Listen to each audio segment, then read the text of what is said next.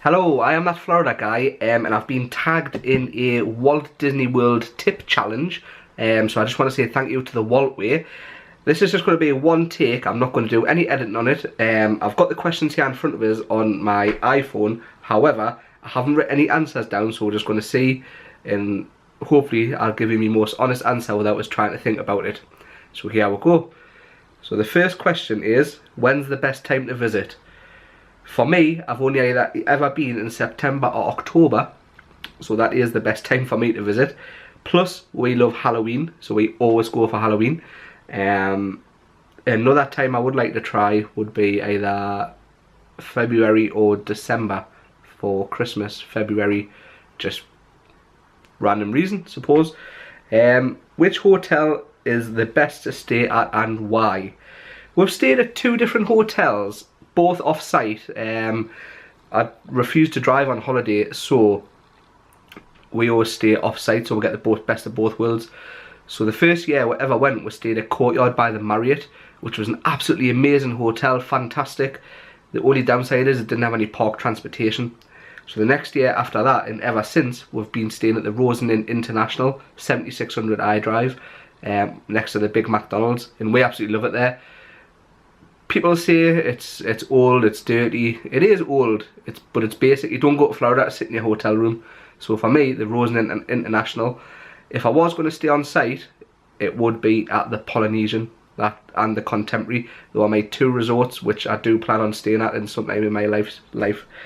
So the next one is there anywhere else to visit near the parks? Suppose, obviously, this is a Disney tag, so I'm not going to mention Universal, but there's plenty of places on iDrive to go visit. There's loads of miniature golf courses. You've got the Orlando Eye Complex with Madame Tussauds and the Sea Life Centre. That's a great way to spend a few hours. You've got Ripley's Believe It or Not and Wonderworks also on iDrive. There's also outlets, and there's a couple of malls local as well. What is the one thing you must pack? Oh, comfortable shoes, trainers, really comfortable. First year I wore flip-flops, and mine and Becca's feet were an absolute agony. So after that, it's always been comfortable running trainers. Highly recommend the Nike Free Run 2s. This is what we both wear. And when we wear our Apple Watches in the park, we normally average around 9 to 12 mile a day. And my feet don't hurt, no complaints from us. Next one is, where is the best place to take a picture of the castle? Since I'm very sarcastic, I'm going to say in front of it. But there's also a few great shots from either side of it and the back from Fantasyland.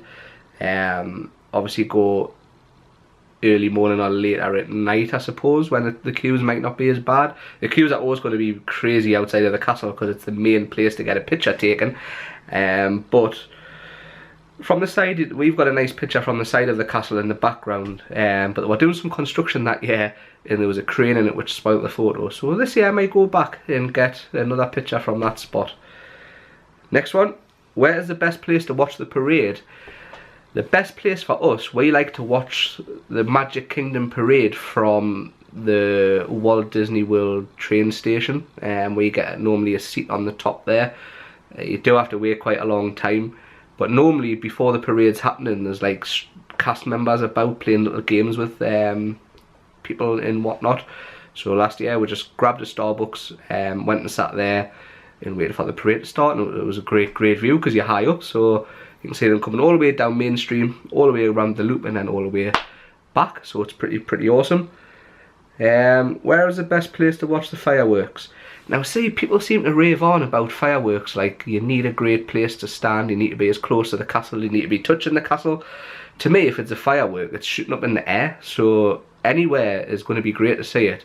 Obviously, next to the castle, where the light parade and the projecting things onto the castle, the closer, the better. But if you're just wanting to see the fireworks, you can pretty much see them from anywhere from within the park. Even the Polynesian resort has a great space along the beach to watch the fireworks from, and they also relay the music on there, and they also do a light show with boats on the Seven Seas Lagoon. I think it's a Seven Seas Lagoon. Tim Tracker put a video up of there not long ago, and it seems to be just as good a place to watch the fireworks from. So that's my place. Next one, which restaurant even would you recommend and why? Now that's a tough one because there's quite a lot of places, so it could be anywhere within Disney World. Oh, the one that springs to mind is the Sci-Fi Cafe or Diner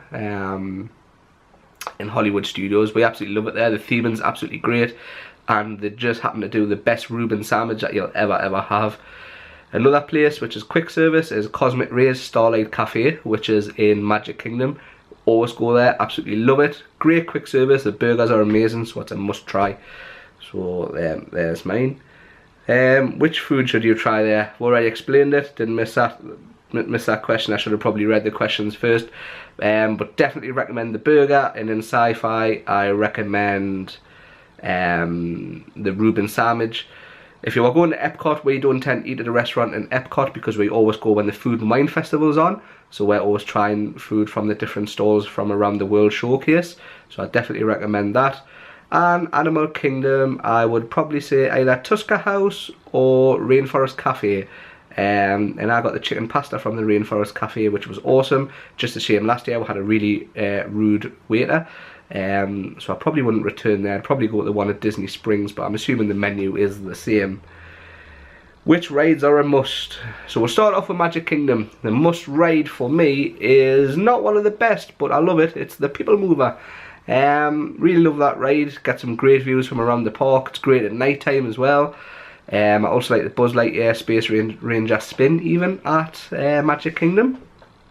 Animal Kingdom, Dinosaurs, my favourite ride, along with Collie River Rapids and obviously the Kilimanjaro Safaris. Disney's Hollywood Studios, my favourite has to be Star Tours, and I can't remember what other ride I like at Hollywood Studios, so we'll skip on.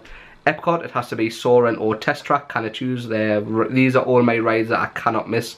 However, this year, unfortunately, I have to miss Dinosaur because it's down for refurb, so there's nothing I can really do. You can only buy one thing, what would it be? Oh, that's a hard one. You can only buy one thing within Disney. It'd probably have to be a drink, because I'm always thirsty. Maybe I should have planned that question, but I'm always thirsty within the parks with the heat and the humidity, so a drink is always a good thing to buy in the park.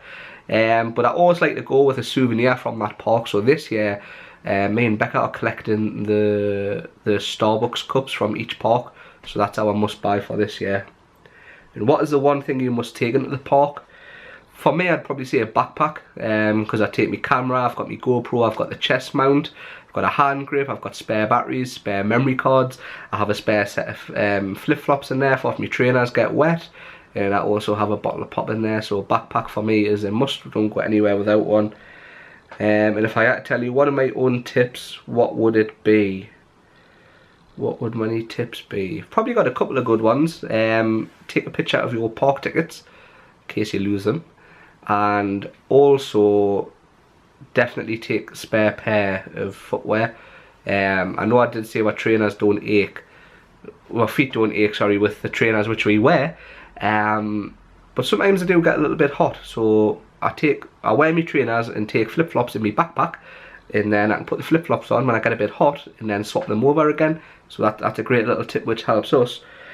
And that's it, we've got it done in 9 minutes, so happy days there.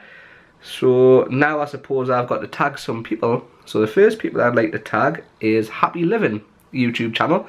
I'll put a link to their channel down in the description below.